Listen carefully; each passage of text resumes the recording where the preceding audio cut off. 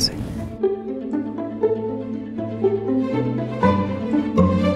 La nuit commence à tomber, on va se mettre en position. Là on peut essayer de se cacher à gauche pour observer les renards, en espérant qu'ils viennent ce soir.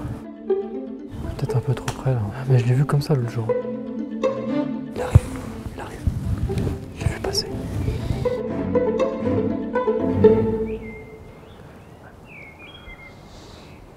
Dans le renard, je l'ai vu arriver de là, le chemin enherbé là. Mais je l'ai vu bifurquer à gauche, dans la division. Il a dû nous repérer. Il va faire tout un grand détour pour nous éviter. Je pense. Je m'appelle Benoît Gallo, je suis le conservateur du cimetière du Père-Lachaise. J'ai la chance de pouvoir accéder au cimetière à des heures fermées au public, ce qui permet le soir, à la tombée de la nuit, de voir parfois, avec beaucoup de chance, des renards. La première fois que j'ai croisé un renardeau, ça a été un moment assez magique.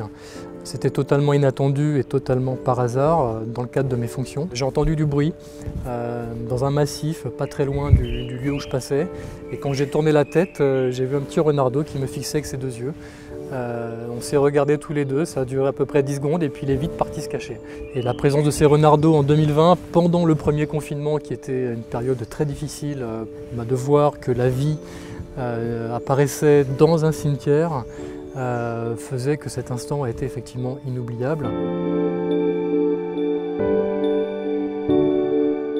Alors, le renard, c'est un petit canidé, un cousin des chiens, mais quand même nettement plus petit, hein, il fait 2 à 7 kg à tout casser.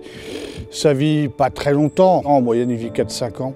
En milieu naturel. C'est un animal qui s'adapte à tous les territoires, qu'ils soient urbains, qu'ils soient absolument ruraux, pour pouvoir y réaliser sa progéniture. Les petits hauts, il y en a alors de 1 à 6, maxi 10.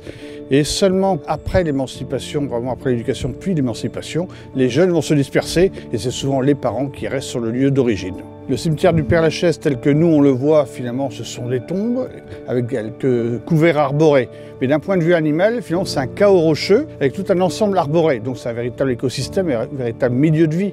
Donc le renard, il va investir ce milieu-là et il pourra parfaitement s'y reproduire si l'espace et la nourriture sont disponibles. Donc il n'y a aucun problème pour qu'il puisse s'installer ici. Croiser un renard, c'est essentiellement de nuit ou à tomber de la nuit ou très tôt. Si on le voit de manière assez proche, il faut éviter d'être tenté de l'approcher, en tout cas surtout pas créer un lien par la nourriture.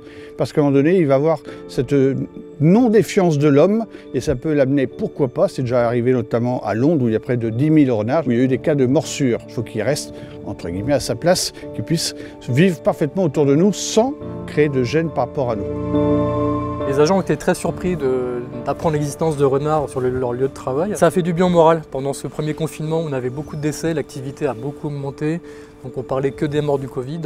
Et d'un coup, on s'est intéressé à la vie de ces animaux sauvages en milieu urbain, ce qui a apporté un nouvel éclairage au cimetière du Père-Lachaise, ce qui a plutôt remotivé les troupes et fait du bien au moral. Ça fait toujours plaisir, effectivement, de croiser un renard au détour d'une allée ou surgir d'entre les tombes un soir à la tombée de la nuit.